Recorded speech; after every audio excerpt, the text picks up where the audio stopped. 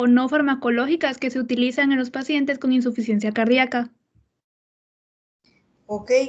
Daniel o Josué, ¿quién de ustedes dos pueden contestarle esa pregunta al equipo 1? Yo puedo. ¿Perdón? Yo puedo contestar. A ver, ¿quién eres? Josué. Josué. A ver, Josué, coméntales. Pues mayormente sería cambios en el estilo de vida, y también en la dieta, como por ejemplo A ver, restringir vamos a empezar por partes.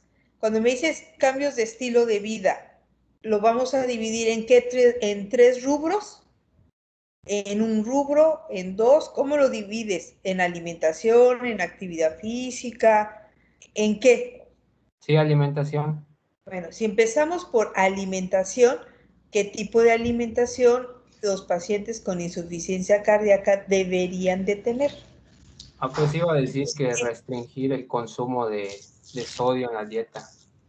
Ajá, ¿cuánto es lo que tienen de consumir de sodio? No sé la cantidad exacta. Porque sí necesitamos saber, ¿verdad, chicos? No recuerdo la cantidad exacta. ¿Y por qué? ¿Por qué tendrías que restringir el sodio? Para evitar un aumento de hipertensión arterial. Sí, pero el paciente si con insuficiencia, fíjense, con insuficiencia cardíaca, por lo general no es hipertenso. La hipertensión es una causa de insuficiencia cardíaca y la insuficiencia cardíaca se va a manifestar de origen secundario hipertensión cuando ya la poscarga fue tan alta que ya dañó al corazón para ejercer su función como bomba. Entonces, si ustedes leen la sintomatología, los signos y síntomas de la insuficiencia cardíaca, se van a dar cuenta que la mayoría de sus pacientes ya son hipotensos. Entonces ya no me interesaría mantener una dieta baja en sodio para bajarle la presión. Ellos ya tienen presión baja cuando el paciente tiene insuficiencia cardíaca, quizás secundaria a hipertensión arterial. Puede ¿Cuál ser sería para nuestra que no causa? haya un edema, o sea, para que no se retengan líquidos y genere un edema. Para disminuir una retención de líquidos, ¿verdad? Y así activar ¿qué? El sistema, parte del sistema renina-angiotensina-aldosterona, ¿sí? ¿Sí o no? Sí. Ok. Del equipo 2, el que me contestó fue Josué, ¿verdad? Sí. Daniel, ¿tú qué piensas? Sí, que pues es el bajo consumo de sal para evitar el aumento de líquidos en el cuerpo y no ocasionar un edema que podría ser mayormente en los miembros inferiores. ¿Es más frecuente que el edema y la insuficiencia cardíaca sea de miembros superiores? Según yo, habría más probabilidad que cause edema en las piernas. Entonces, no es según tú, es lo que se refiere en los libros, el edema inicial es en las zonas de declive, ¿no? Sí, maestra. ¿Y dónde lo vamos a observar primero? La retención de volumen o de líquido extravascular, ¿en dónde lo vamos a observar? ¿Dónde lo buscarías tú? En las piernas. En los miembros inferiores, iniciando principalmente en los pies, tobillo y ¿qué característica tiene el edema en los pacientes con insuficiencia cardíaca? Me parece que es que aprietas la pierna y no regresa a su posición normal. Bueno, eso es la definición de edema, pero ¿qué características tiene ese edema? ¿Qué es ese edema? ¿Cómo es? ¿Es duro? ¿Es blando? ¿Es ascendente? ¿Es descendente? Esa respuesta sí no la tengo, maestra. No se me ocurre. No lo sé ahorita. ¿Quién eres? ¿Daniel o Josué? Daniel. Daniel, Josué.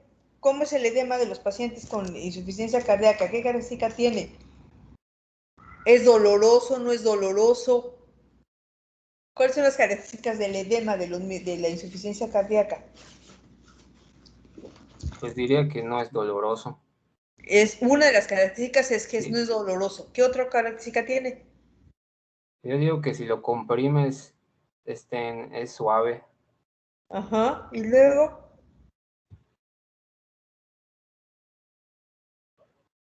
Hay cambio de coloración en la piel.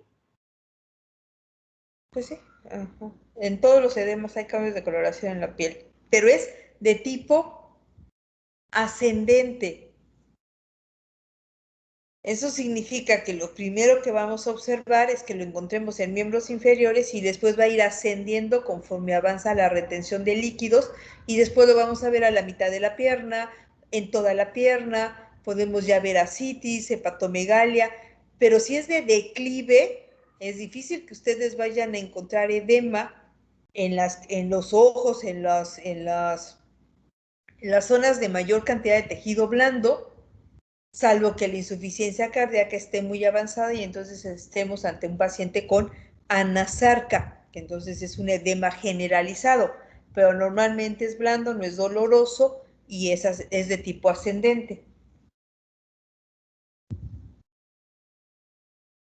¿De acuerdo? Esa sería la característica del edema. Entonces, ustedes van a tener que darle una restricción en el consumo de sal para tratar de evitar la retención de líquidos, que ya sabemos que se va a presentar porque está activado un sistema de regulación que es el sistema renina-angiotensina-aldosterona, ¿sí? Ahora, mi pregunta es, ¿solamente se restringe de líquidos? Josué o Daniel, ambos no saben cuánto es la cantidad de sodio que se les tiene que limitar.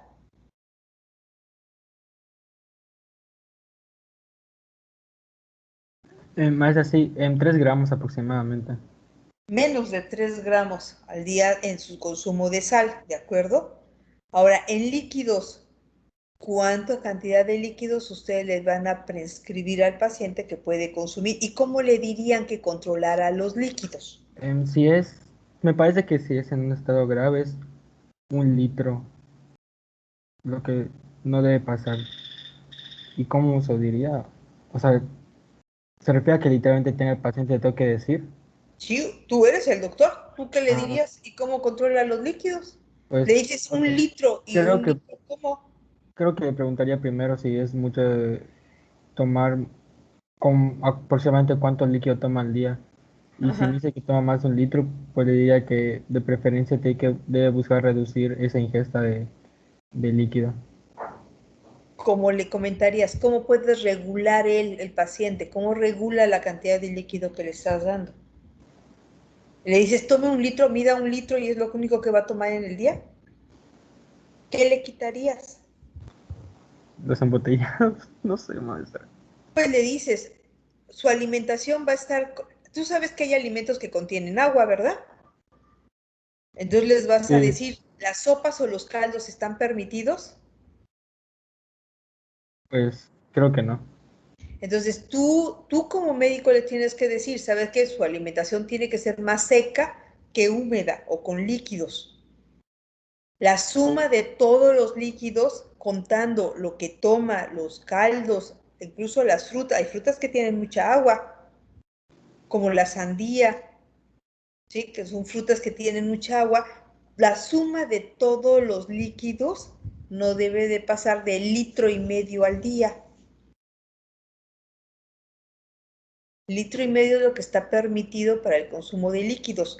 Es cierto lo que tú dices, si el paciente está muy edematizado o si el paciente está en un cuadro de insuficiencia cardíaca agudizada, lo puedes restringir a 1 litro, pero normalmente lo que se les dice es que consuman 1,5 litros de líquidos al día, sumando todo, que va incluyendo los líquidos solos, como lo que venga en caldos o en sopas. ¿Qué otra cosa les van a ustedes a indicar que el paciente consuma cuando hablamos de alimentación?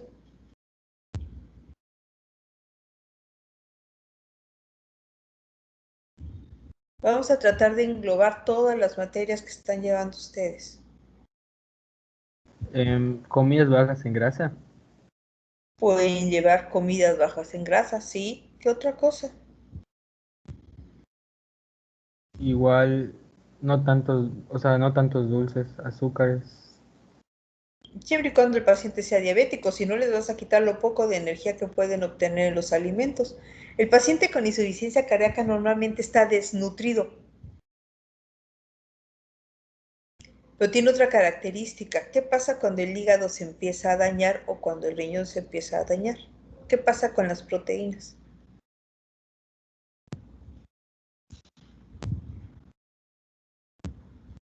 Pues empiezan a secretar en la orina. Y entonces el paciente, ¿qué va a tener? Proteinuria. Hipoalbuminuria. Hipoaluminemia, perdón, con incremento en la liberación de albúmina por orina.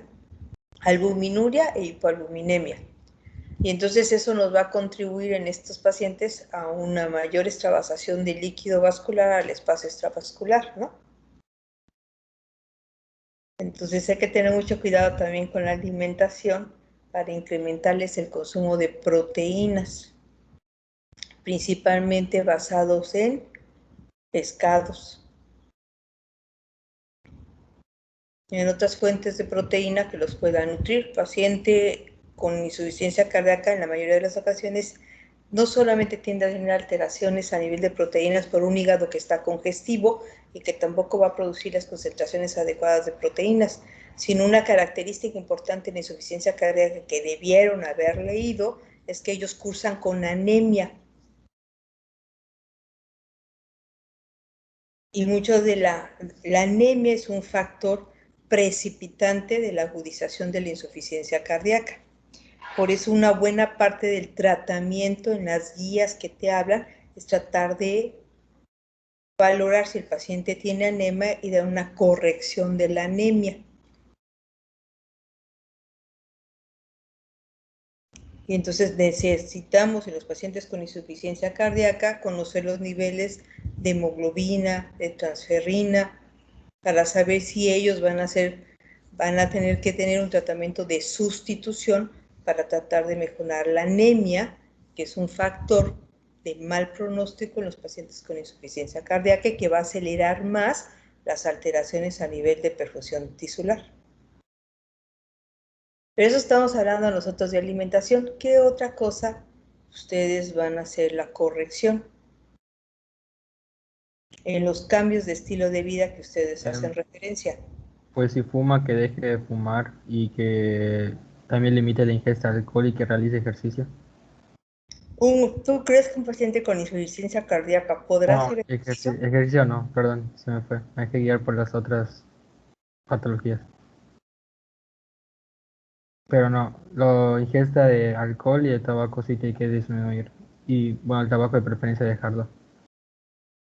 Recuerden que la insuficiencia cardíaca es la fase terminal de muchas de las enfermedades de origen cardiovascular. Ya vimos la otra clase que las valvulopatías van a terminar en insuficiencia cardíaca. La cardiopatía isquémica, si no se infarta, terminará en insuficiencia cardíaca. Las miocardiopatías en su evolución terminarán en insuficiencia cardíaca. ¿Sí? Entonces, mucha de la patología cardiovascular terminará en insuficiencia cardíaca. Entonces, la insuficiencia cardíaca va a ser como la fase terminal de muchas de las enfermedades de corazón. ¿Qué otro es el ejercicio? ¿Se puede dar a los pacientes de insuficiencia cardíaca? Se ha demostrado que sí, porque el ejercicio puede ayudar siempre y cuando estemos hablando de una insuficiencia cardíaca compensada, en donde el ejercicio nos va a ayudar a activar lo que se le llama reserva contráctil.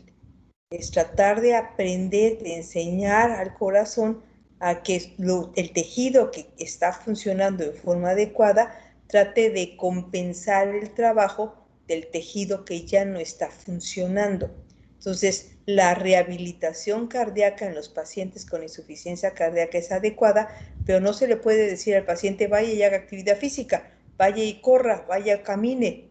No, este tipo de pacientes tiene que llevar una rehabilitación con un profesional que va a vigilar, ¿sí?, cuánta actividad de ejercicio se tiene que realizar en forma tan estricta que no genere la activación de complicaciones en la insuficiencia cardíaca, como puede ser la agudización de la misma, la presencia de arritmias, incrementando el riesgo de muerte súbita, ¿sí?, para que pueda tener un beneficio el ejercicio. ¿Se puede hacer el ejercicio en insuficiencia cardíaca? Sí, pero es en un rubro muy especial, manejado por especialistas, en donde la idea es tratar de mejorar o de activar o de sacar a flote la reserva contráctil que tiene el organismo, el corazón. Pero de entrada, al menos ustedes no son los indicados para decirle al paciente que realice actividad física, ¿sí? ¿Qué otro cambios en el estilo de vida?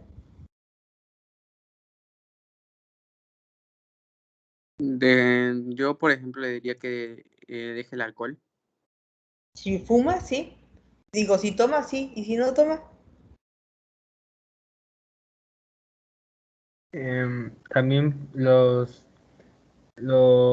hay ciertos medicamentos como AINES y esteroides que no debe tomar.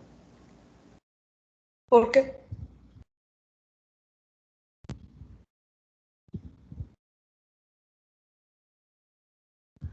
Creo que tenía que ver con el riesgo de desarrollar insuficiencia renal.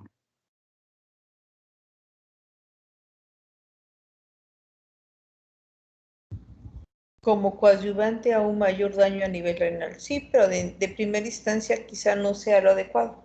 O sea, no tendría mucha relación en los cambios de estilo de vida.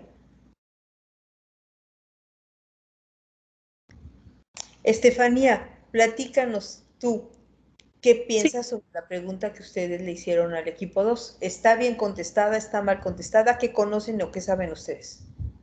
Bueno, en cuanto al consumo de sal, yo encontré que cuando los pacientes están pues con los síntomas no están tan fuertes, pues con 2 gramos al día de sal y cuando, no, perdón, 3, y cuando sí es muy elevado los síntomas, se limita a 2 gramos de sal al día. En cuanto a líquidos, encontré, pues como ellos mencionaron, pues consumo de 1.5 litros de agua y cuando los síntomas son muy severos o la congestión es muy severa, se limita a 1 litro de agua. En lo de los medicamentos, pues hasta donde sé, pues porque por ejemplo los AINES y esos medicamentos, pues aumentan la resistencia vascular y pues prácticamente llevan a una retención de sodio y agua y por eso pues principalmente se deben de evitar. Además de que pues según entendí que pues en muchos estudios se ha visto que pues empeoran la insuficiencia cardíaca y llevan a los pacientes a descompensación. Ajá. Okay. Pero está basado en afectación a nivel de la funcionalidad del riñón. Ah, pues es por retención de sodio y agua. Ajá, exacto. Ajá. Ok. Entonces, esos serían los estilos de cambio de vida. ¿Qué otra cosa les indicarían al paciente? Pues como ya mencionaron mis compañeros, pues igual el alcohol por lo mismo de la retención de sodio y agua y pues el dejar de fumar. Es lo que encontré, doctora. Y cuando tú hablas sobre insuficiencia cardíaca, que decimos ligera, moderada, severa, ¿así se puede mencionar clínicamente en insuficiencia cardíaca ligera, moderada o severa? ¿O afectación ligera, moderada o severa? ¿O Ah, clasificamos a la insuficiencia cardíaca en relación a qué? pues puede ser a los criterios pues, que menciona el libro, que son 4, en el que si tiene congestión y si tiene era baja perfusión en reposo. ¿Basados en qué clasificación? No Es recuerdo el que, nombre, la verdad, pero ¿qué ibas a decir, Daniel? es que normalmente, según lo que yo leí del libro, te menciona que normalmente esta insuficiencia se clasifica en 4, en A, B, C y D. Pero todo depende de los signos y los síntomas que éste pueda presentar. Ya que te menciona que si lo dividimos en A, B, C y D, el A, B es cuando no hay ningún signo y síntoma, y la C es cuando ya se presenta el primer signo. Es lo que yo encontré, lo que yo leí. Ajá, el A y el B. Es que te menciona que tanto el A y el B es cuando aparece el primer signo. El C es cuando no aparece ningún signo y síntoma. Y el C es cuando ya aparece el primero. Y el D es cuando es muy difícil de controlar y genera ya insuficiencia cardíaca.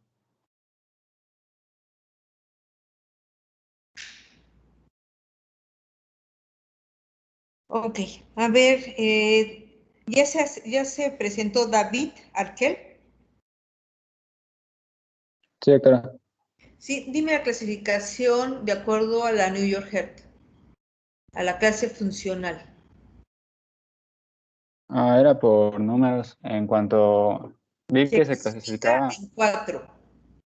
Clase funcional 1, clase eh, funcional 2, clase 2, 3 funcional y 3 y 4. 4. Ahora dime cada uno de ellas, ¿en qué consiste? Vi que se basaba en la actividad física. En la clase 1 pues no había una limitación en la actividad física y pues no causaba síntomas.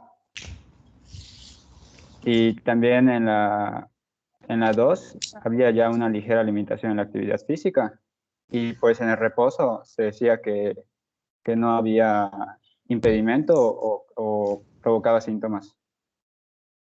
Y en la 3 ya hay una limitación, pero el reposo sigue siendo como que normal. Y ya en Entonces, el nivel funcional. 4, Entonces, vamos ¿sí? a recapitular. En la clase funcional 1, ¿el paciente está asintomático o sintomático? Está asintomático. Está asintomático. Sabemos que es portador de insuficiencia cardíaca, pero el paciente está asintomático, ¿sí? ¿Y cómo Tanto sabemos en que reposo, es portador de insuficiencia cardíaca? pues porque ya hay una enfermedad estructural, ya se puede detectar, yo creo. Sabemos que es portador de una patología cardiovascular y lo más importante, tiene péptidos elevados. ¿De acuerdo? Péptidos natriuréticos elevados, que en cierta manera ese incremento de los péptidos natriuréticos están generando una uresis y por lo tanto está evitando la congestión a nivel pulmonar.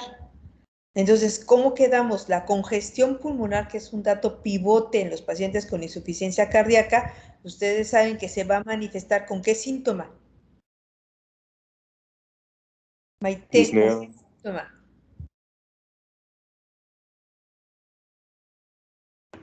Con disnea. Con disnea, exacto. ¿De acuerdo? Entonces, la congestión pulmonar la vamos a manifestar por disnea. La retención de líquidos lo vamos a manifestar clínicamente. ¿Por qué, Maite? Por edema, principalmente en los miembros inferiores. Retención de líquidos, ya sea edema de miembros inferiores, hepatomegalia, ingurgitación yugular, ¿sí? Y los datos de hipoperfusión tisular, que son los 3 datos pivotes de la insuficiencia cardíaca, Maite, ¿cómo lo vamos a ver clínicamente?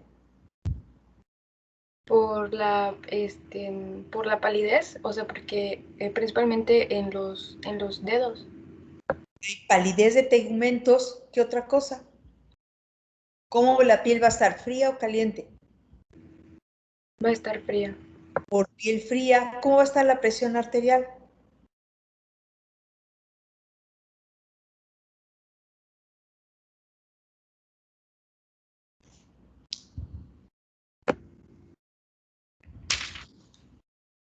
Va a estar disminuida. Hay hipoperfusión, hay hipotensión. ¿Cómo están los niveles urinarios?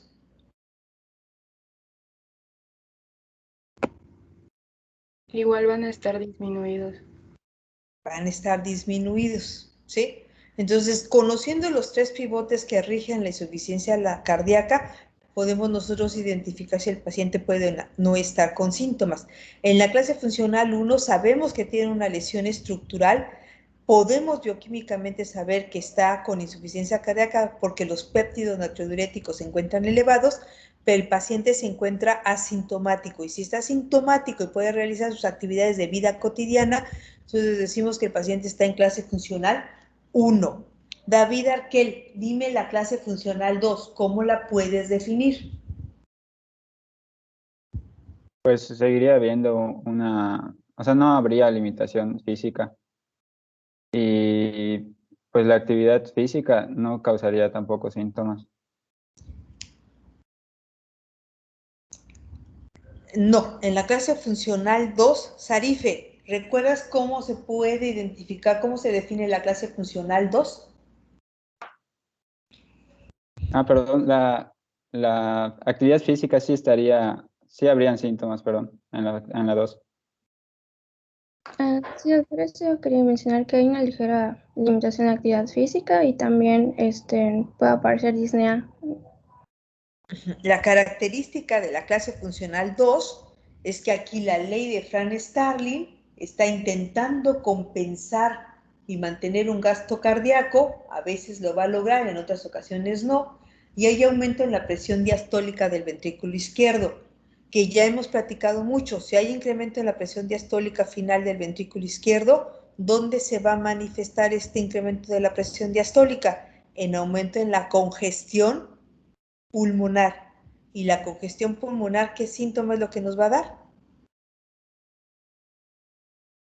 Sharife.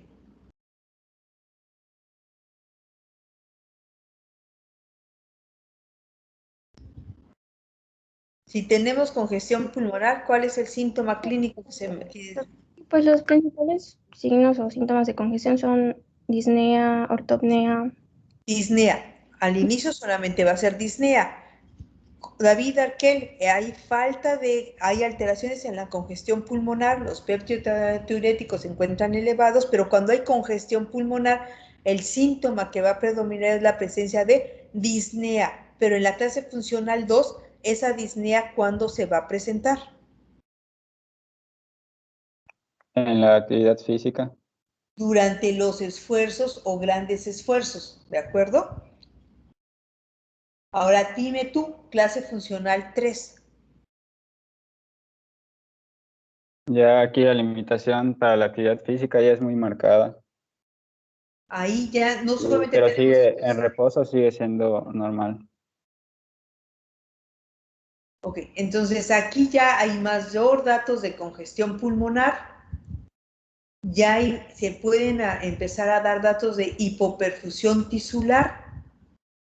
Aquí ya, cuando ya hay datos de hipoperfusión, pues entonces nosotros vamos a ver ya la activación de los sistemas de compensación, que ya vimos cuáles son los dos sistemas que se activan en la insuficiencia cardíaca, Ana Cristina.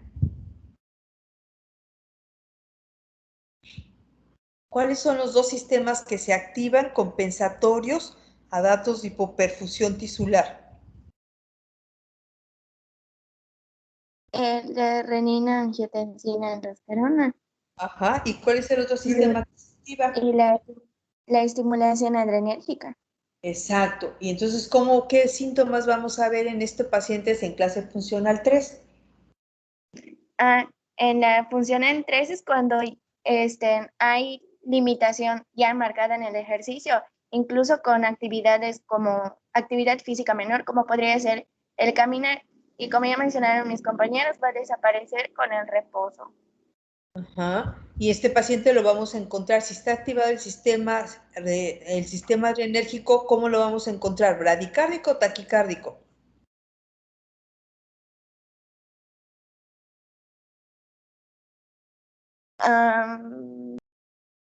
Habría, a ver, disminuiría el gasto cardíaco, a ver, espérenme. Sí, esperamos. Habría vasoconstricción periférica, ¿no? Ajá, y entonces vamos a ver qué. Y, o sea, eso sería, a ver. Si hay muchas catecolamias. Bueno, habría vasoconstricción, habría una hipotensión. Pues ahí va el incremento en la actividad simpática va a tratar de mantener una presión arterial lo más que se pueda. ¿Pero qué va a haber? ¿Va a estar rápido el paciente o lento? Va a haber una taquicardia. Los pacientes van a estar con frecuencias cardíacas más altas. Lo vamos a ver pálido por una vasoconstricción. Los vamos a ver ¿qué? Con piloerección. ¿Cómo los podemos ver? Un poco diaforéticos cuando hacen algún tipo de actividad física.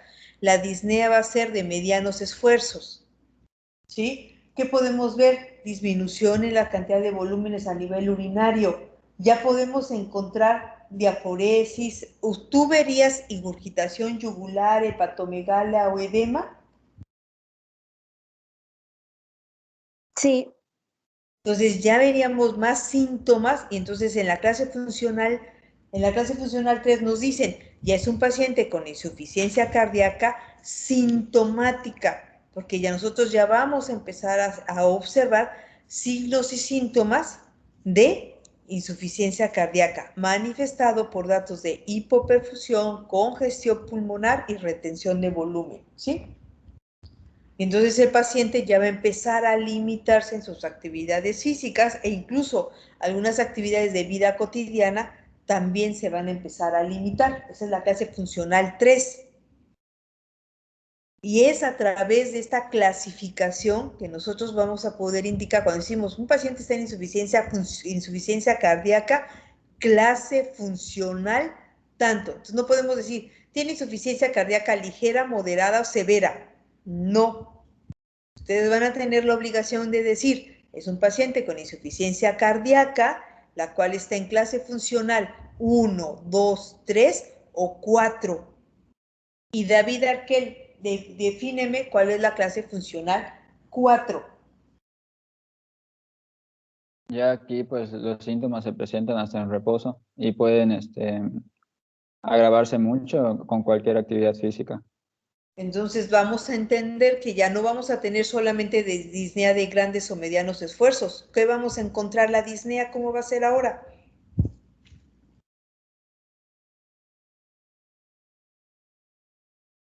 Ya sería incluso estando en reposo, ¿no? En reposo. ¿Ustedes creen que puedan encontrar ya al paciente con ortopnea, con disnea paroxística nocturna? Sí, ya. Sí. Sí, sí, ¿Van a encontrar edema de miembros inferiores? Sí. sí, ¿Sí? Sí, Entonces, ya van a encontrar un paciente con ingurgitación yugular.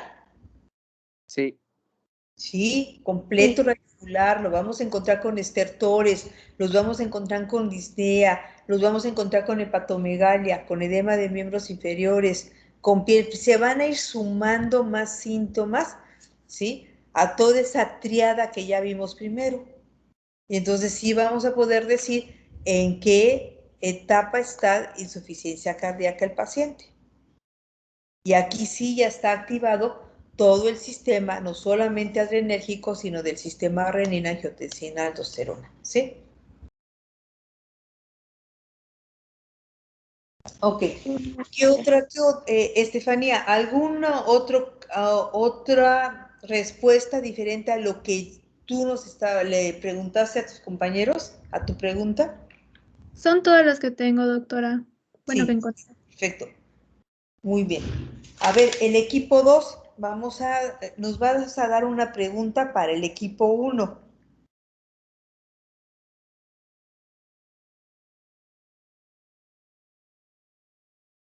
Josué, danos una pregunta. Pues la pregunta sería, ¿cuál es la importancia de la radiografía de tórax como método auxiliar de diagnóstico en la insuficiencia cardíaca aguda y crónica? Pues principalmente nos ayudaría a confirmar la presencia de la congestión pulmonar, perdón, de la congestión pulmonar o del derrame pleural. ¿Qué otra y en respuesta? caso de que sea pues una insuficiencia cardíaca crónica, pues esto es importante porque nos puede ayudar a comprobar una cardiomegalia o una congestión pulmonar. Ok. A ver, les voy a preguntar algo. Si un paciente les llega, como ya mencionamos que dentro de los síntomas cardinales que existe para la insuficiencia cardíaca, uno de los síntomas más importantes es la disnea.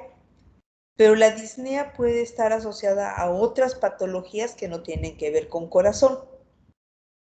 Si un paciente les llega con disnea, ¿qué sería lo primero que deberían de pensar? ¿Cuáles son los dos órganos que son los causantes principales de disnea?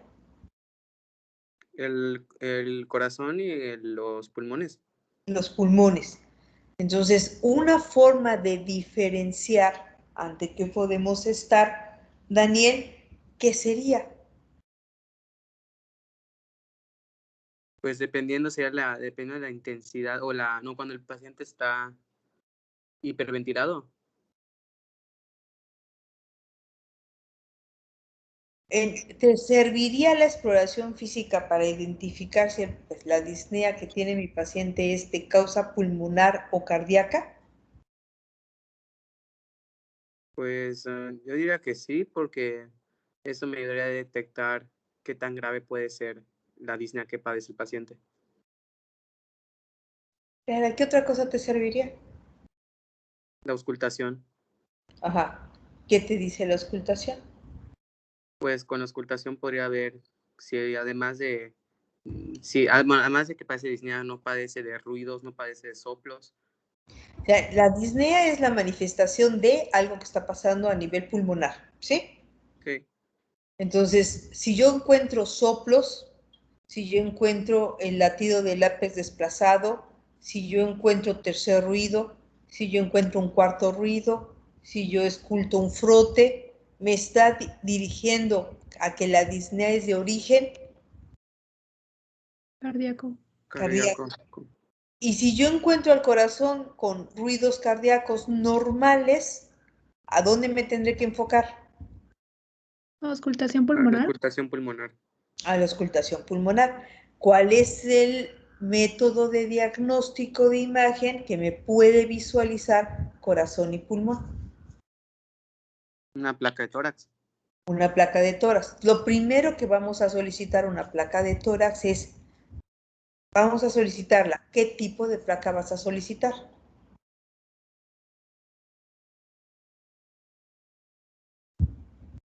¿O se solicita cualquier placa de tórax?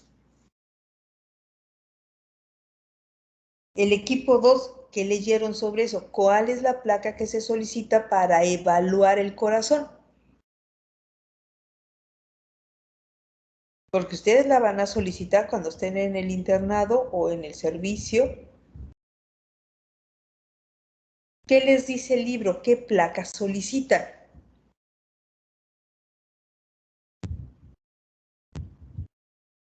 Rayos David X. y Josué. Rayos X. No, sí, es placa de rayos X. Pero ¿qué proyección, qué tipo de placa solicitan? Sería una póstero anterior, porque bueno, tengo entendido que si es anteroposterior y quieres ver corazón, puede confundirse con una cardiomegalia, porque pues como no está pegado el corazón a la parte donde se toma la placa. Exacto. Lo que se le va a solicitar es una póstero anterior o llamado tele de tórax. Y cuando hacemos esta proyección, las características de una tele de tórax, ¿sí? Es que el rayo va a entrar de posterior a anterior y vamos a pedir que inspire el paciente, después expire y se tome la placa. Y entonces nosotros vamos a poder visualizar mejor la silueta cardíaca, ¿sí? Entonces, esto nos permite saber qué datos de la silueta cardíaca. ¿Qué nos dice la silueta cardíaca en esa placa de tele de tórax? Que puede haber una cardiomegalia o que está desplazado el corazón. Lo primero que nos va a decir es, ¿está crecido o no? ¿Y cómo sabemos que está crecido? A ver quién nos los leyó. Daniel, David o Josué, ¿cómo saben que el corazón está crecido? Ustedes que preguntaron eso.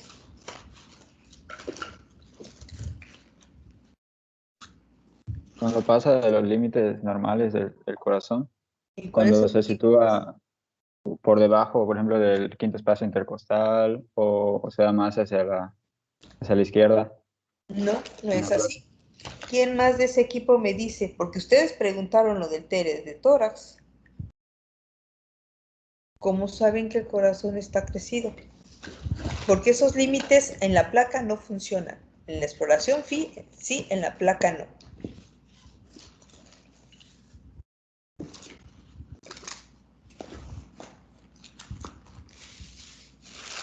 Ustedes hicieron esa pregunta.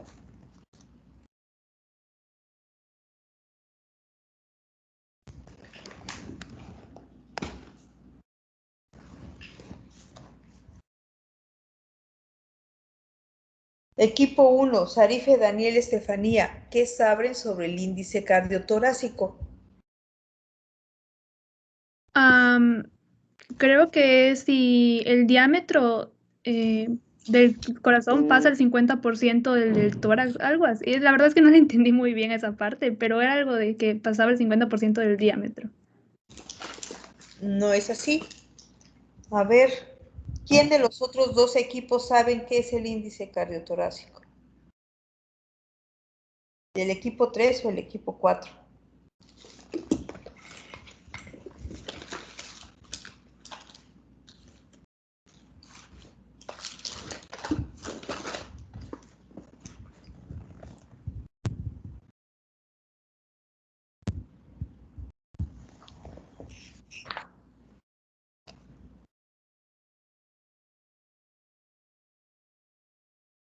¿Alguno de ustedes, Osmar?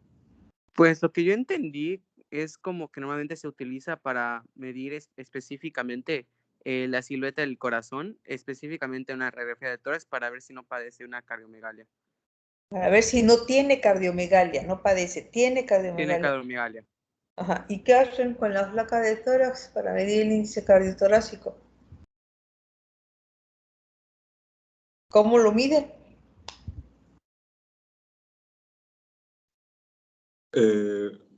Se mide desde la línea media, desde el borde derecho, si no estoy mal, hay un punto A, hay un punto B, y se resta el diámetro bueno, no sé si sería el diámetro horizontal del tórax, y hay 5 grados de cardiomegalia, del 1 al 4, si no estoy mal. David, Daniel o Josué, del equipo 2. ¿Recuerdan algo de eso? Pues en el libro donde me basé para hacer la pregunta no decía nada de eso. Entonces, el índice cardiotorácico nos sirve para identificar el tamaño del corazón.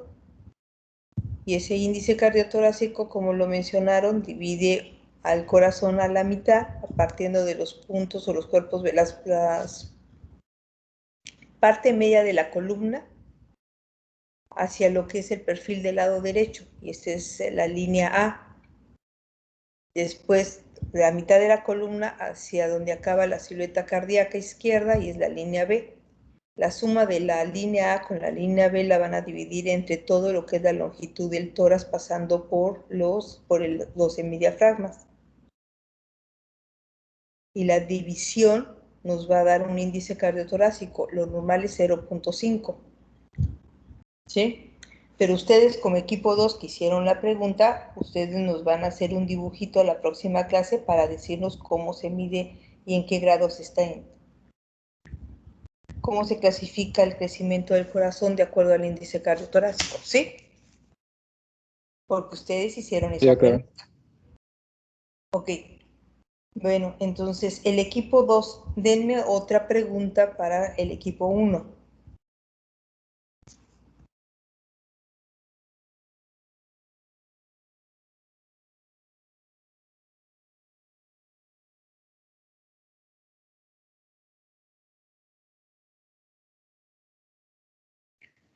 Yo puse, ¿cuál es un factor importante a tomar en cuenta en el tratamiento de insuficiencia cardíaca cuando es concomitante a insuficiencia renal?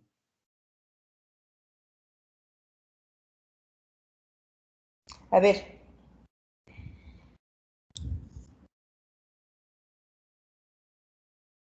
¿Cuál es el punto qué? ¿Predominante? No, ¿cuál es un factor importante?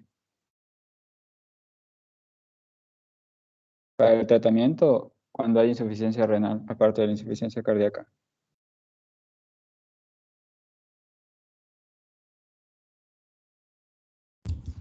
A ver, del equipo 1, ¿qué piensan de esa pregunta? Yo estuve leyendo un poquito al respecto y bueno, encontré que los medicamentos de la insuficiencia cardíaca pueden empeorar la insuficiencia renal y que pues esto va a depender del estadio en que se encuentre pues la insuficiencia renal y también del tipo de medicamentos. Por ejemplo, pues recuerdo que mencionaba que en el estadio 4 y 5 los beta bloqueadores eran los que pues peor respuesta tenían, que agravaban más la enfermedad. Y también se me hizo curioso porque decía que no, realmente no hay como que un tratamiento así 100% seguro para este tipo de pacientes, sino que es como que a prueba y error de qué le funciona y poder irle estableciendo los medicamentos.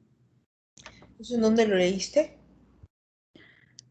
En una guía, doctora, pero no recuerdo el nombre, la verdad. De hecho, Acuérdense, había una tablita que decía de los medicamentos y decía como que en qué estadio estaba y hasta venían unas gráficas. el tratamiento de la insuficiencia cardíaca nunca es ensayo y error. Nunca es ensayo y error. La insuficiencia cardíaca se va a tratar en base a los síntomas que el paciente está desarrollando, ¿sí? Para mejorar los síntomas de la insuficiencia cardíaca y en un segundo plano se identificará la etiología de la insuficiencia cardíaca. Entonces se va a tratar en dos planos: el manejo de la insuficiencia cardíaca, que ya está muy bien establecido, y el tratamiento de la etiología de la insuficiencia cardíaca, ¿sí? Pero no existe lo del ensayo y el error. A ver, equipo 1, respóndeme a tu pregunta. Ahorita regresamos al tratamiento. David, Daniel o José, respóndeme a la pregunta que tú realizaste. Pusimos que pues había que tener mucho cuidado, sobre todo con los IECA, en cuanto también con los bloqueadores de receptores de angiotensina y con la espironolactona. Y que vi que normalmente a estos pacientes los trataban más con diuréticos de ASA, si habían diuréticos. ¿Por qué? Pues vi que no eran tan nefrotóxicos, no afectaban tanto o no podían agravar tanto la insuficiencia renal.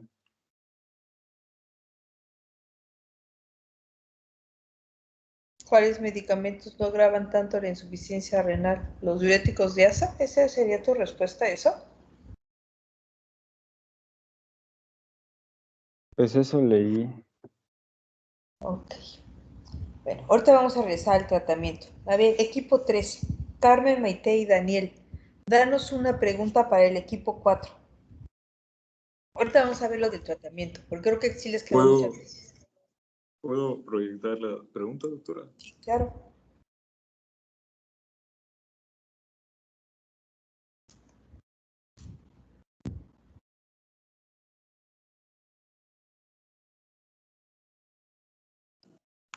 Ok.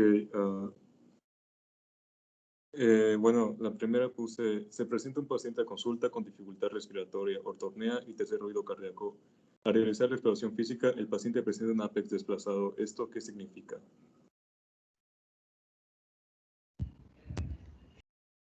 A ver, equipo 4, Ana Cristina, José, e Iliana, ¿qué le responderían a esa pregunta?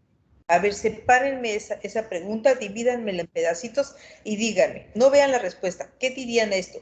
Se presenta un paciente a consulta con dificultad respiratoria, ortopnea y tercer ruido. Doctora, ¿podría ser el remodelado del ventrículo izquierdo?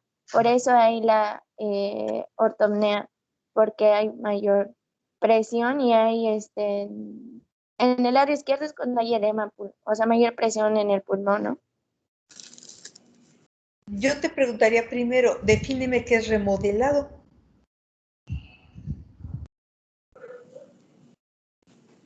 Puede ser, o sea, yo investigué y podría ser una hipertrofia concéntrica y excéntrica. Podría ser en la longitud o en el grosor. Entonces, creo que sería eso.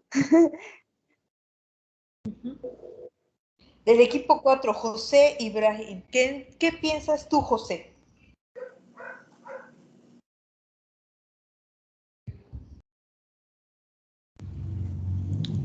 Sí, pienso lo mismo que mi compañero.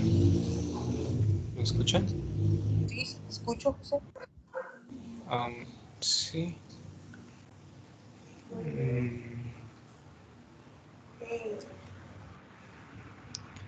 Para ti, ¿qué es dificultad respiratoria en esa pregunta?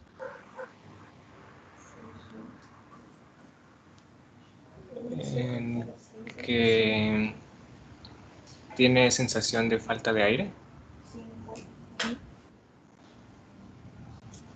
Pero toda falta de aire equivale a alteraciones en el ventrículo izquierdo.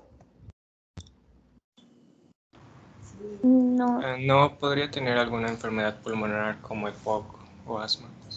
Puede ser que el paciente esté con sibilancia, sea asmático y tiene dificultad respiratoria, y eso no es disnea. Entonces, primero el síntoma como tal, dificultad respiratoria, es demasiado vago. Una cosa es disnea y otra cosa es dificultad respiratoria. Puede ser que tenga dificultad respiratoria, pues se le atoró algo ahí en la garganta. Entonces, dificultad respiratoria a mí no me genera nada en específico, pero me dice que tiene ortopnea. ¿Qué es ortopnea? José, ¿cómo podrías definir la ortopnea?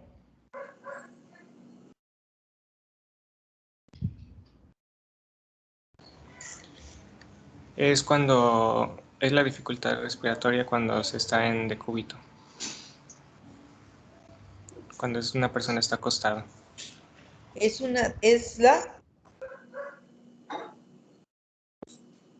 Cuando está acostada y se tiene que levantar para poder respirar, es disnea en reposo.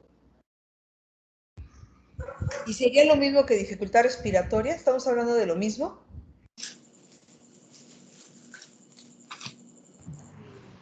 No, la dificultad respiratoria podría presentarse incluso sentado. No. Sí, haciendo actividad física. O la ortopnea se refiere más a cuando una persona está en reposo acostado. ¿Y el tercer ruido? Doctora, en general la pregunta no sería más que nada, o sea, bueno, la respuesta yo igual pienso que es lo de remodelado, porque en general se supone que si tienes los síntomas de insuficiencia, es cuando, o sea, ahí están síntomas de insuficiencia. Entonces, se supone que con el remodelado, pues aumenta el grosor del ventrículo y eso, y dicen que da, los síntomas eso. Yo por eso igual diría lo de la C, ¿no? El ventrículo izquierdo presenta un remodelado. El remodelado son cambios en la geometría del ventrículo izquierdo secundario a una activación de un sistema endocrinológico que va incluido liberación de catecolaminas, liberación de aldosterona, liberación de angiotensina. Lo que más va a hacer a final de cuentas es que el ventrículo se haga presente hipertrofia, pero también exista apoptosis celular y la presencia de fibrosis miocárdica. Eso es un remodelado, ¿sí? Y cuando existe un remodelado del ventrículo izquierdo, lo que nosotros vamos a ver son problemas para poder vaciar el contenido o volumen sanguíneo de las aurículas hacia los ventrículos. Esto significa que hay una disfunción diastólica. Eso sí lo entendemos bien, ¿verdad? Hay disfunción diastólica. Sí, doctora. Lo que se presenta en el remodelado es disfunción diastólica, problemas para el llenado de los ventrículos. Eso me va a dar a nivel auricular un incremento en las presiones de llenado, que se puede manifestar por datos de congestión a nivel pulmonar. Y los datos de congestión a nivel pulmonar pueden ser disnea. ¿Sí? Si se nos presenta disnea, entonces nosotros podemos encontrar disnea. Si este es muy importante, puede haber ortopnea, puede haber disnea paroxística nocturna, la presencia de un tercero y un cuarto ruido,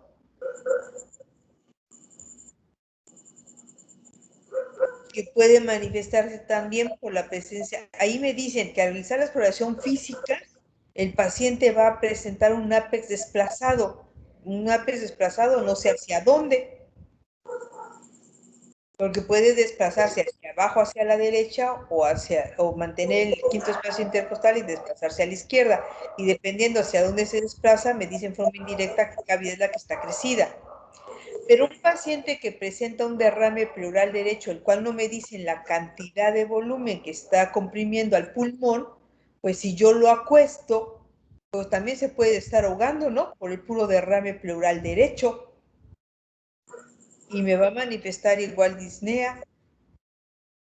El tercer ruido, hasta donde yo se recuerde, pues el tercer ruido también se puede presentar en personas normales. El galope no, el tercer ruido sí. Y un ápex desplazado, hasta el mismo derrame, si es importante, puede desplazar el ápex del corazón. Entonces, si ustedes me dicen, esto lo llevo a un remodelado, pues puede ser que sí, pero el derrame pleural derecho, si es importante, también me puede dar los datos. ¿Es consecuencia de un edema agudo pulmonar? Más bien, el edema agudo pulmonar es consecuencia ¿de qué? De hipertensión, de estenosis mitral. Se puede manifestar igual por dificultad respiratoria, por ortopnea, por un tercer ruido, y puede o no tener un ápex desplazado. Ahora, ¿la aurícula derecha se encuentra insuficiente? Créanme que la respuesta que yo daría es: la aurícula derecha se encuentra insuficiente. Porque yo sé que la aurícula derecha, per se y por sí sola, no tiene que ver con congestión pulmonar. Y ahora, cuando es a ver, defíname qué es una aurícula derecha insuficiente. ¿La aurícula derecha es insuficiente de qué? ¿O es la válvula tricúspide la que está insuficiente? ¿O la aurícula derecha se encuentra insuficiente qué? ¿Insuficiente de función, insuficiente de tamaño? ¿Cómo definen la aurícula derecha? ¿Y cómo definen la relación que me están colocando aquí de aurícula derecha con insuficiente? ¿Qué es eso? Si yo quisiera pensar que lo que me quieren decir en esa respuesta es que existe insuficiencia tricuspidia, pues lo que me va a generar es congestión a nivel de la aurícula derecha y me va a dar pletora yugular, hepatomegal, lo que quieran, pero del lado derecho. No tiene nada que ver con pulmón. Entonces, quizá la pregunta sería, ¿cuál de todas estas no tiene nada que ver con lo que me están indicando en la pregunta? Y la respuesta sería, la aurícula derecha se encuentra insuficiente. Creo que ahí está un poquito mal planteada la pregunta y las respuestas, pero sí, un paciente que tiene un remodelado y que me va a manifestar datos de disfunción diastólica, sí me puede dar o completar o terminar en una congestión pulmonar.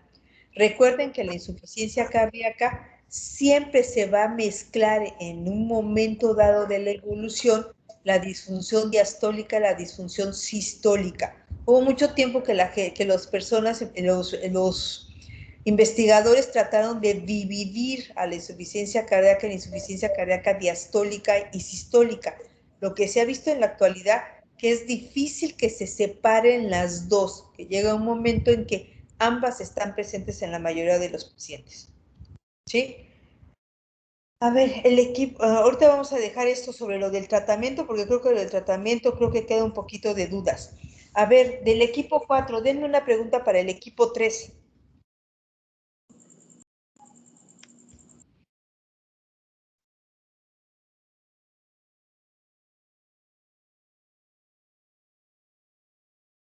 Sí, doctora, yo puse cuáles son los valores que comúnmente se van a encontrar alterados en estudios de laboratorio en pacientes con insuficiencia cardíaca crónica.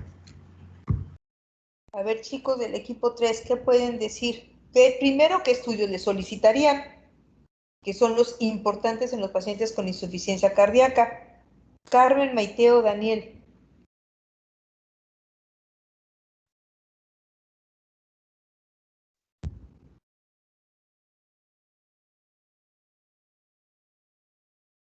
Pues, Disculpe, ¿pueden repetir otra vez la pregunta, por favor?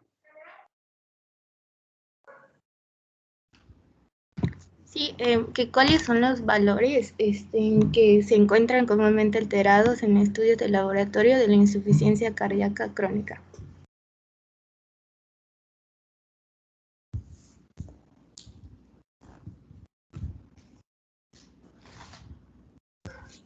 doctora, no sé si se encontrarían alterados los del tiro natriurético y pro-BNP. A ver. De los estudios, llega tu paciente a tu consulta. ¿Qué estudios? El BNP están alterados, es parte de los péptidos que son los primeros que se activan en los pacientes con insuficiencia cardíaca. Sí, pero no es el examen de rutina que ustedes van a solicitar. Ahora, ¿cuándo? A ver, ya que hablaste de los péptidos del BNP, ¿cuándo los solicitarías? Si presenta signos o síntomas que se vayan relacionando con insuficiencia cardíaca, ¿no?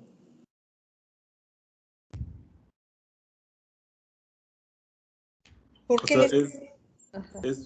tengo entendido que esto utiliza para descartar insuficiencia cardíaca aguda como el motivo de la consulta del paciente. No, fíjate que los péptidos natriuréticos nos sirven para dos cosas. Si sabemos que el síntoma pivote en insuficiencia cardíaca ¿cuál es el síntoma pivote? Disnea. Disnea, y sabemos que existen dos órganos que nos pueden condicionar disnea más frecuentemente, que son pulmón y corazón. Una forma de que tú puedas identificar, ¿sí?, que la disnea es de origen cardiovascular en forma rápida es solicitando los péptidos natriuréticos. ¿A modo de un diagnóstico diferencial? Exacto. Si es un paciente que les llega de urgencia y tienen la posibilidad de solicitarlo, porque la verdad es que esto no es un estudio de rutina, pues lo que pueden hacer es solicitar un péptido natriurético, el BNP o el ProBNP. Si te lo dan elevados, pues entonces vas a dirigirte directamente a pensar que la sintomatología que se está refiriendo el paciente es de origen cardiovascular. Entre más alto esté en la titulación de los niveles de BNP o de ProBNP, pues nos estarán hablando de un mayor deterioro de la función cardíaca y por lo tanto de una insuficiencia cardíaca más descompensada. Se puede utilizar para tratar de hacer un seguimiento en el tratamiento de los pacientes con insuficiencia cardíaca. Si el ProBNP o el BNP está muy alto y yo le estoy dando tratamiento para compensarlo, pues la disminución en el ProBNP o en el BNP me va a indicar que mi tratamiento es lo suficientemente bueno para tratar de mejorar, ¿sí?, que me está haciendo suficientemente bien para tratar de compensar estos pacientes con insuficiencia cardíaca. Entonces, ¿cuánto me voy a acercar a la normalidad? Pues en pacientes con insuficiencia cardíaca, sí, salvo que ustedes puedan corregir la etiología, pues entonces probablemente nunca llegaremos al valor normal de un BNP. Ahora, ¿cuánto es el valor normal? Acuérdense que esto va a depender mucho de los hospitales y de los tipos de reactivos que ustedes van a tener a la mano, y que en los lugares donde ustedes estén les tendrán que dar el valor de referencia, pero en general se habla que el BNP, la normalidad es menos o igual a 35 picogramos por mililitro. Y el ProBNP, ¿sí? Igual o menos de 125 picogramos por mililitro. Pero esto va a variar a razón de también de qué laboratorio les esté realizando la cuantificación de estos péptidos. Pero en términos generales, el ProBNP y el BNP lo que nos va a servir es para diferenciar la disnea de origen cardiológico de la disnea de origen pulmonar. Se utiliza mucho principalmente en la primera causa de disnea, de insuficiencia cardíaca, más bien de disnea aguda, como es la tromboembolia pulmonar. Aunque la tromboembolia pulmonar eleva los niveles de BNP procedentes de la aurícula derecha, su elevación no va a ser tan importante como la marcada en la insuficiencia cardíaca. Entonces, sí nos sirve como un diagnóstico diferencial rápido para saber si ante mi paciente está una persona con insuficiencia cardíaca o con alguna patología de tipo pulmonar. Pero no es un estudio de rutina para ustedes. Si ustedes están en el servicio social o están en el internado, pues los estudios de laboratorio que van a tener a la mano, pues son los generales. Si ustedes me dicen cuáles son los generales, yo les diría que normalmente ustedes han visto que solicitan a la mayoría de los pacientes. Maestra, una pregunta sobre eso del BNP. Sí. Es que estaba leyendo y de hecho de eso formulé mi pregunta de una guía práctica clínica que decía que se debe monitorear para saber cómo se va a modificar el tratamiento farmacológico. Entonces, ¿por eso sería más que nada el BNP? Sí, por eso te comento. Uno es para diagnóstico diferencial rápido. Segundo es para ver qué tan bien estoy manejando la insuficiencia cardíaca como para disminuir la titulación de estos péptidos. Si yo estoy dando un buen tratamiento, pues puede ser que el paciente me haya ingresado con 1400 picogramos por mililitro de ProBNP y conforme yo lo voy compensando, los niveles de ProBNP van a ir a disminuir, van a hacer una curva inversa, va a empezar a disminuir la concentración, ¿de acuerdo? Van a llegar al valor normal, lamentablemente no, si no corriges la etiología. ¿Qué patologías pueden ustedes corregir para que ustedes puedan sacar a un paciente de la falla cardíaca? Pues si el paciente les cayó por falla cardíaca por un incremento por una crisis hipertensiva, en donde la poscarga se elevó en forma rápida y aguda, pues yo corrijo, ¿sí?, este incremento de la poscarga disminuyendo la presión arterial y el ProBNP o el BNP se puede llegar a normalizar si mantengo cifras de presión arterial normal. Imagínense que tiene un paciente que es portador de un prolapso de la válvula mitral, hace en forma aguda una ruptura de cuerda, viene una insuficiencia mitral aguda, el paciente empieza a tener datos de falla cardíaca aguda, a este paciente lo opero, le coloco una prótesis y yo sé que en ese momento no hubo deterioro de la musculatura del músculo cardíaco y entonces ese paciente lo voy a llevar a la normalidad. Entonces el ProBNP o el BNP se van a normalizar. Pero en los pacientes que son portadores de una miocardiopatía dilatada, en donde la función sistólica ya no es factible revertirla, porque el daño es a nivel del músculo cardíaco y la única forma de que yo lo cure es trasplantándolo, entonces yo lo único que voy a hacer es pasar de una insuficiencia crónica agudizada, normalmente será crónica agudizada, a una crónica compensada con la reducción de los niveles de BNP o de ProBNP, pero quizá nunca llegar al valor de normalidad. Entonces sí te sirve para evaluar la evolución y para evaluar el tratamiento que le estoy proporcionando al paciente. Para eso sirve. Incluso los que leyeron la guía, que por ahí una de las compañeras nos comentó, pues uno de los datos principales para no solamente para el diagnóstico, sino para el control y manejo en este tipo de pacientes va a ser el ecocardiograma a través de la fracción de expulsión, que el eco me va a servir para saber la etiología. Y sabiendo la etiología, mi pregunta será, ¿la puedo corregir? Si la tengo que corregir, lo tengo que hacer. Compenso a mi paciente y corrijo la etiología.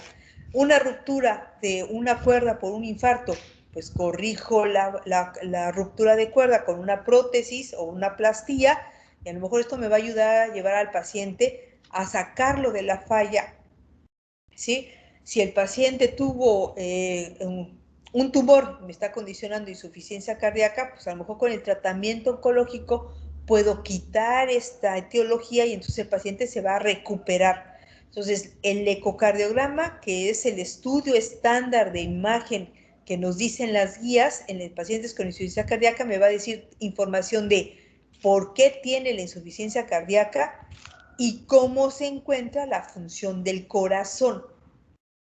Entonces, como platicábamos la otra vez, ¿para qué me sirve? Pues para clasificar a la insuficiencia cardíaca. ¿Es una insuficiencia cardíaca con FEBI preservada? Si es de FEBI preservada, estoy ante una insuficiencia cardíaca diastólica o de llenado, porque la FEBI preservada me dice que la función sistólica está conservada. Entonces, el problema es el llenado. La expulsión está conservada y el llenado es el problema. Entonces, si el problema es el llenado, ¿cómo corrijo el llenado? ¿Cómo corrijo la presión diastólica final del ventrículo izquierdo? Si fue porque incrementó la poscarga, pero la función sistólica está normal en una emergencia hipertensiva, pues corrijo la presión arterial porque la función sistólica está preservada. ¿Para qué me sirve el eco? Para decir, es un paciente con insuficiencia cardíaca con una FEBI ligeramente deprimida, que antes le llamaban intermedia. ¿Para qué me sirve? Porque esos pacientes mantienen una función sistólica más o menos normal y puede en su mayoría tener disfunción diastólica, pero ya tengo las dos, disfunción diastólica y disfunción sistólica ligeramente comprometida. ¿Qué pasa con la tercer ramo que nos dicen? Fracción de expulsión deprimida, menos del 40%. Ahí tenemos una falla en la musculatura cardíaca. Hay algo en el músculo cardíaco que me está condicionando problemas en el vaciamiento del corazón, función sistólica. Y a eso le tengo que agregar que en el 90% de los casos voy a tener disfunción diastólica porque van a la par. Tengo problemas de llenado, pero tengo problemas de vaciamiento. ¿Cuál ha sido el problema en el tratamiento de la insuficiencia cardíaca? Que la de FEBI ligeramente reducida y la FEBI reducida, ambas se van a tratar muy parecido. Y sí existen ya estándares de tratamiento que han dado muy buenos resultados en este grupo de pacientes y que deberían de iniciarse desde que llega el paciente a nuestro consultorio o a nuestra hospitalización. Lo único que queda dudas en el manejo de la insuficiencia cardíaca son los de FEBI preservada. Ahí, en ese rubro de pacientes, hay pocos estudios que nos dicen realmente qué les sirve y qué no les sirve, porque todavía existe mucha duda sobre ese grupo de pacientes. Pero en relación a los otros grupos, ya sabemos que hay que dar. Segundo, ¿qué me dice la guía? Lo primero que me dice la guía es, identifica por cuadro clínico que el paciente tiene insuficiencia cardíaca y ustedes ya saben cómo lo van a identificar, por síntomas de congestión pulmonar, de retención de líquidos o de hipoperfusión. Ahí ya está el cuadro clínico de insuficiencia. ¿Qué me dice la guía? Llévalo. Fíjense que ahí la guía nos dice algo que para nuestro país y para muchos países no es factible. La guía nos dice, tómenle el ProBNP y el BNP. ¿Para qué me sirve primero tomar estos marcadores de laboratorio de sangre? Porque me identifican que es la disnea de origen cardiovascular y segundo me dice la gravedad de la insuficiencia cardíaca. Entonces ahí me dice, tómenle ProBNP y BNP, cualquiera de los dos que tengan ustedes. ¿Qué me dice la guía? Yo ya diferencié si es cardiológico o pulmonar. Ya sé que es cardiológico, que los síntomas de insuficiencia cardíaca vienen de corazón. Ahora, con el BNP y ProBNP yo puedo decir, este paciente está en insuficiencia cardíaca compensada o descompensada. ¿Sí? Entonces yo ya tengo estos dos rubros contestados y después me dice la guía, hazle un ecocardiograma, estudio de imagen. ¿Cuál es el estudio de imagen? Ya casi viene como es comercial, bueno, bonito y barato.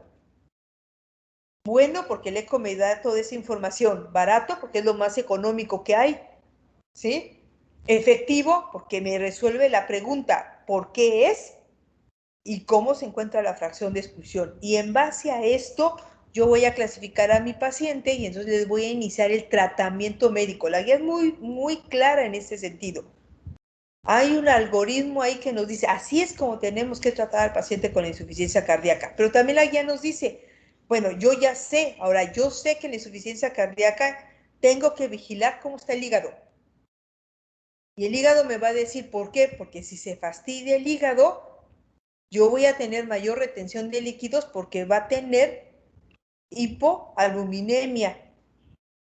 Y entonces voy a tener retención de líquidos que no lo voy a sacar tan fácilmente con diuréticos. Entonces voy a tener que pasarle albúmina, voy a tratar de mejorar la función hepática, porque al rato a mi paciente le puedo corregir el problema cardiológico y ya le compré una cirrosis hepática por congestión. ¿Cuál es el órgano que se afecta en la insuficiencia cardíaca? El riñón. ¿Qué medicamentos me van a proteger mi riñón? El riñón se va a fastidiar si yo le estoy dando poco flujo. Si yo le empiezo a dar poco flujo al riñón, no solamente voy a seguir activando el sistema renina-angiotensina-aldosterona por vasoconstricción de las arterias renales, sino que eso me va a condicionar que también exista lesión a nivel renal que me va a condicionar una insuficiencia renal, que primero puede ser aguda y después crónica. Entonces yo tengo que proteger riñón, yo tengo que proteger hígado, que son los órganos que están relacionados a cómo mantengo el volumen a nivel intravascular. ¿Cómo voy a proteger el riñón? Y las guías nos dicen, si tienes más de 30 mililitros de filtrado glomerular por minuto, ¿qué puedo utilizar? Angiotensina 2, inhibidores de los AT1, ¿sí? Neprilicino con los inhibidores de neprilicino. Entonces, ¿qué tengo yo de opción para proteger mi riñón? ¿Cómo puedo inhibir todo ese sistema de renina, angiotensina, aldosterona general y local? Entonces, ya está muy establecido. Si ustedes se dan cuenta, el algoritmo de tratamiento en la actualidad ya lo cambiaron. No es un algoritmo que antes era vertical. El algoritmo de tratamiento es horizontal y nos dicen las guías en la actualidad, vamos a tratar de meter todos los medicamentos que el paciente tolere. ¿Cuáles son los medicamentos que me dicen la guía que puedo darles a este tipo de pacientes? Y ustedes ya lo saben porque ya lo leyeron, ¿de acuerdo? ¿Qué nos dice la guía? Si el paciente está compensado o en vías de compensación, ¿cómo voy a inhibir los sistemas que están activados? Si yo sé que en la insuficiencia cardíaca hay una estimulación adrenérgica, porque me produce taquicardia, vasoconstricción, mayor alteraciones en la perfusión a nivel renal, ¿cómo puedo inhibir esa actividad adrenérgica? Pues con un medicamento que me bloquea los receptores adrenérgicos. ¿Cuál es el medicamento que ustedes saben que bloquean esta actividad adrenérgica?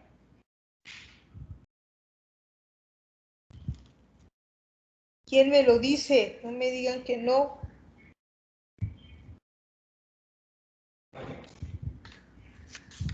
¿En qué receptores? Perdón, doctora, los adrenérgicos. ¿Qué quita? ¿Así? ¿Cómo bloqueas la actividad adrenérgica? Metoprolol.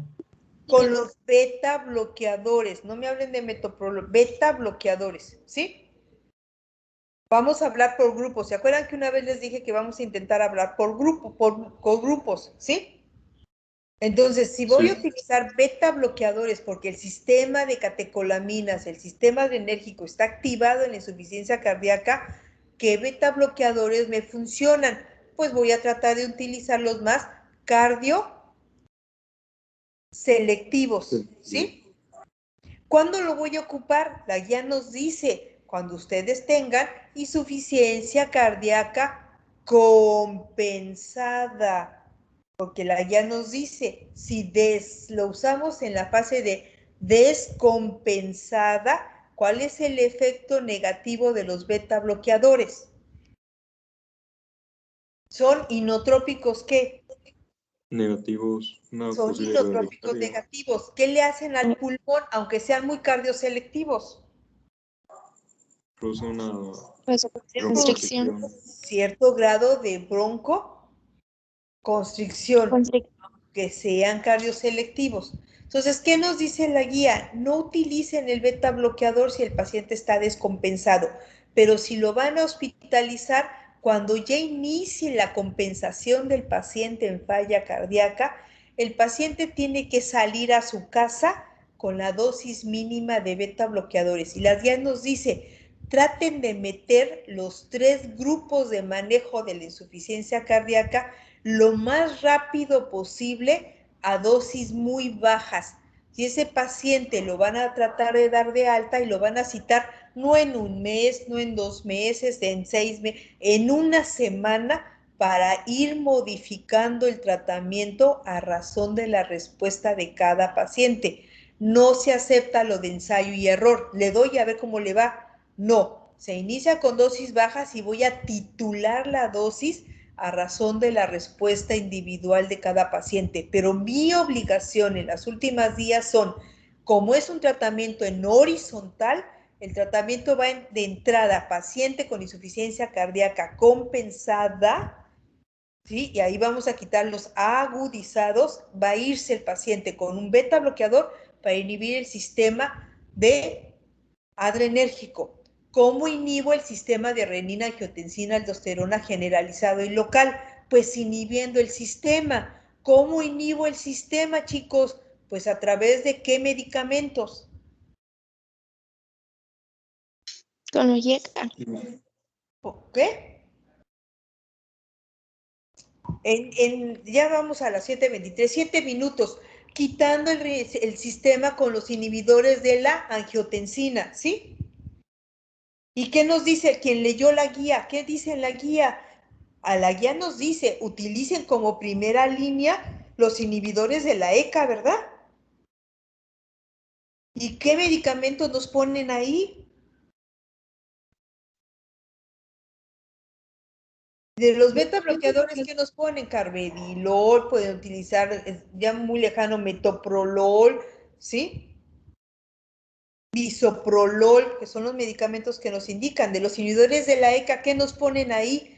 Y nos ponen una listota, ¿eh? Ramipril, enalapril, ¿sí? Lisinopril. ¿No nos ponen esa lista, chicos?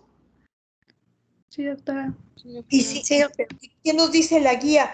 Si la única razón para la que ustedes ocupen AT1 es que no toleren los inhibidores de la ECA. ¿Y cuál es la primer síntoma por la que ustedes retiran a los inhibidores de la ECA?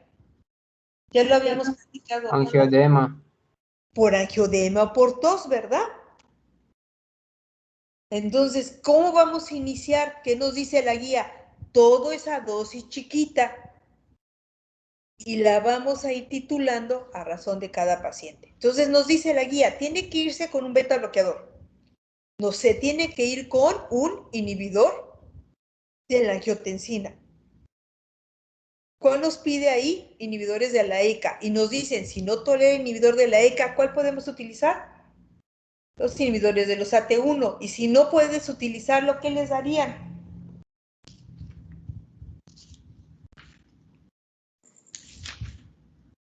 A ver, ¿qué más? Ustedes que lo leyeron, yo no, ustedes. Ustedes que sí lo leyeron. ¿Qué dice? Antagonistas de la aldosterona. Ese es otro grupo. Ahorita estamos hablando de los inhibidores del sistema renina-angiotensina-aldosterona, porque el otro grupo que nos dice la guía es los ARA2, ¿sí? Y si no, ¿qué otra cosa podemos utilizar?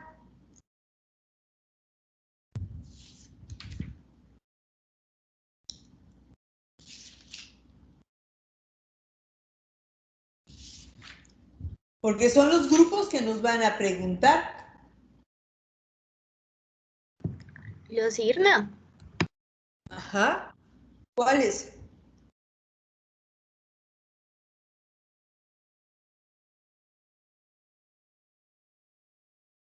Bueno, creo, si no mal recuerdo, en el libro mencionaba una combinación, creo que te decía, por ejemplo, de valsartan.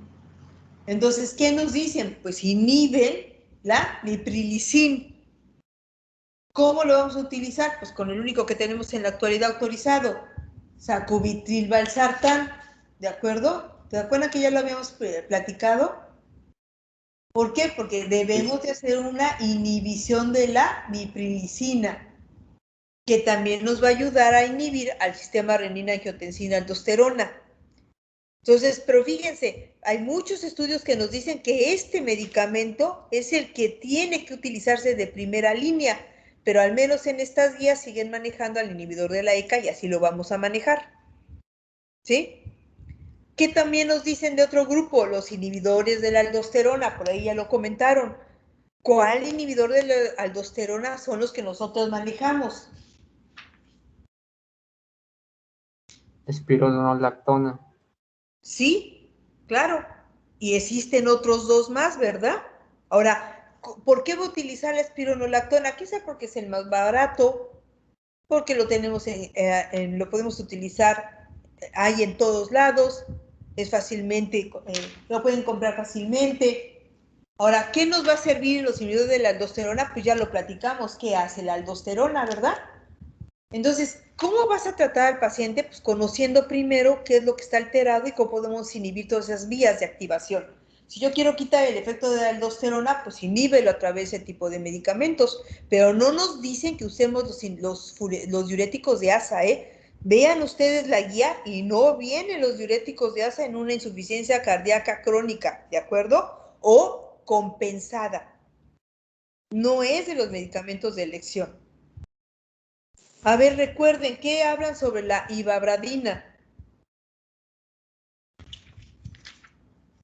¿Quién me dice cómo utilizamos la ivabradina? Decía que reducía la frecuencia cardíaca y que solo se usaba en pacientes que conservaban el ritmo sinusal.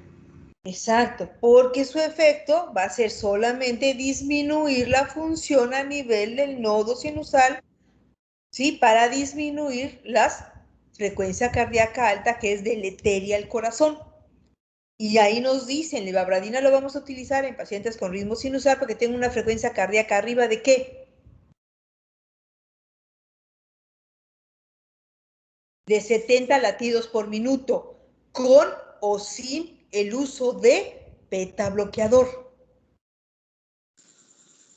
También, no sé si es el que se utiliza si en dado caso el paciente presenta asma o no puede utilizar beta bloqueadores. Claro, también lo podemos utilizar en esa combinación. Por eso una vez yo les dije, no se casen con el hecho de aprenderse el medicamento, apréndanse 1 o 2 medicamentos de cada grupo, eso es lo que vamos a estar manejando, porque lo mismo que se utiliza para la hipertensión lo utilizamos para este tipo de pacientes. Y entonces los diuréticos, ya sabes dónde me los colocan, en los pacientes con datos de insuficiencia cardíaca aguda, porque el inhibidor, porque los diuréticos de ASA son fuertes diuréticos que los necesito cuando yo necesito sacar una gran cantidad de volumen, ¿sí? Sacar todo el líquido extravascular que tenemos ahí. ¿Qué otros medicamentos nos faltan por mencionar? ¿Dónde quedó el digital? ¿Dónde quedó la digoxina?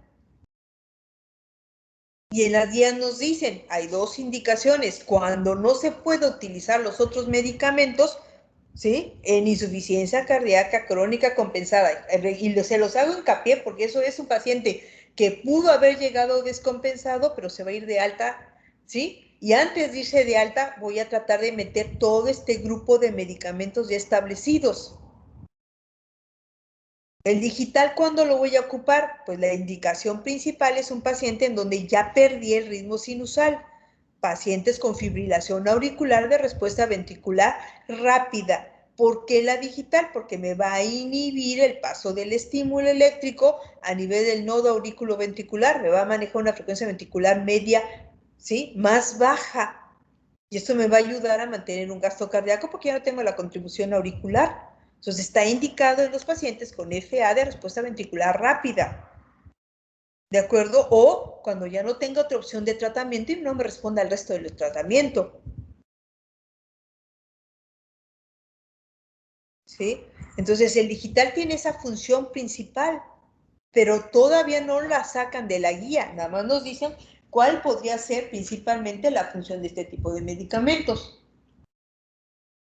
Es muy diferente a los pacientes con insuficiencia cardíaca agudizada. porque de entrada ahí sí voy a manejar diuréticos de asa intravenosos, como el uso de inotrópicos intravenosos, como puede ser la dopamina, la dobutamina, la milrinona, que son otros medicamentos que nos van a ayudar. A lo mejor lo que yo necesito es disminuir rápido la poscarga en una crisis hipertensiva, entonces voy a utilizar medicamentos que me bajen rápido la presión arterial, como puede ser beta bloqueadores intravenosos, ¿sí? Como puede ser el esmolol, ¿sí? ¿Qué podemos utilizar? El nitroprusiato. Entonces, hay medicamentos que son muy diferentes en la fase aguda de la insuficiencia cardíaca. Ahora, en las guías nos dicen, la idea es que yo lo controle con tratamiento farmacológico, porque si el control de la insuficiencia cardíaca no se puede dar con medicamentos, mi otra opción tendrá que ser otros dispositivos diferentes para tratar de mejorar la función cardíaca. Entonces sí vamos a empezar a visualizar que podemos utilizar resincronización cardíaca, trasplante cardíaco, dispositivos de asistencia ventricular, cosas que son tratamientos más especializados cuando ya mi tratamiento farmacológico no se prestó para mejorar ¿qué? Para mejorar la clase funcional.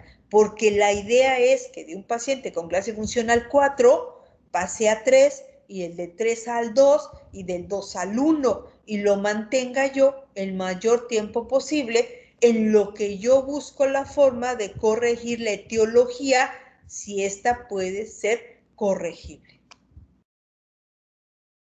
Entonces, el tratamiento no es receta de cocina, tampoco es ensayo y error. Ya están bien establecidos los grupos de manejo de este tipo de pacientes y lo que nos dicen las guías, que ustedes deben estar bien conscientes, nada más son guías, o sea, les ayuda, ¿sí?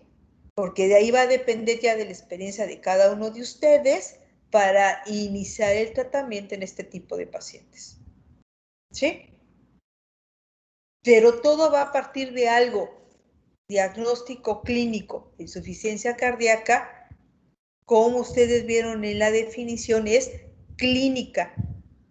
Una vez yo les comentaba igual en la presión arterial, es clínica, ¿de acuerdo? Pero se tendrán que apoyar de otros métodos para poder identificar. Y luego en su libro dice, en falla cardíaca, ¿qué más? Hay que hacerle tomografía de las arterias coronarias, hay que hacerle tomografía de tórax, hay que hacerle resonancia magnética, sí, todo lo que se apoye para identificar la etiología es válido, lo que quiera. Si el electro me sirve para saber si el paciente está en ritmo sinusal o en FA, ¿me va a ayudar? Sí. Porque entonces si yo encuentro un paciente con FA, lo primero que voy a decir es, ya su insuficiencia está más avanzada porque ya perdió el ritmo sinusal y la aurícula debe estar crecida. Eso es lo primero que me va a venir a la cabeza. Está crecida la aurícula y para que la aurícula crezca necesito una presión diastólica del VI aumentada. Eso es fisiopatología. O eso es fisiología. Ahora, si yo tengo un FA y es rápida, pues ya en mi cabecita empieza a trabajar y dice, ¿puedo utilizar qué? ¿Puedo utilizar el digital? Viene con mucha retención de líquido. Si tiene muchos líquidos, ¿qué voy a utilizar? Diurético. ¿Funciona el riñón? Mi pregunta sería, ¿funciona el riñón? Si funciona el riñón, meto diuréticos de asa ¿para qué? Pues para tratar de sacar la mayor cantidad de volumen circulante. Pero ya sé que si yo uso furosemide, yo ya me aprendí que el único diurético que yo recuerdo es el furosemide, me aprendí dónde actúa. Entonces yo sé que el furosemide lo primero que me va a causar es hipocalemia. Y entonces podría utilizar el diurético de asa en la fase aguda, pero lo tendré que trasladar a un diurético, ¿sí? Que me ayude a inhibir el sistema de aldosterona, que me retenga potasio para que no caigan en hipocalemia y me haga arritmias, porque es una causa de muerte de los pacientes con insuficiencia cardíaca. Y entonces puedo utilizar la espironolactona. Si yo ya lo sequé, ya no tengo retención de líquidos, pues entonces, ¿qué voy a utilizar? Si tengo una poscarga alta, pues utilizaré vasodilatadores. Y de los vasodilatadores, ¿cuál me van a funcionar? Pues si yo sé que todavía el filtrado glomerular está por arriba de 30 mililitros por minuto, pues puedo utilizar un inhibidor de la ECA. un ARA2, porque tengo que bajar poscarga, pero también puedo mejorar y darle nefroprotección al riñón, pero que ya se dañó el riñón y tengo menos de 30, pues olvídalo, ya se me fue ese grupo de medicamentos afuera. Y entonces me voy a tener que buscar otros medicamentos, y ahí en la guía me dice, puedes utilizar hidralazina. No es de primera elección, pero es un vasodilatador, lo puedo utilizar en este tipo de pacientes si no le afecta al riñón. ¿Sí? Ahora, en la actualidad, ¿cuál estamos utilizando?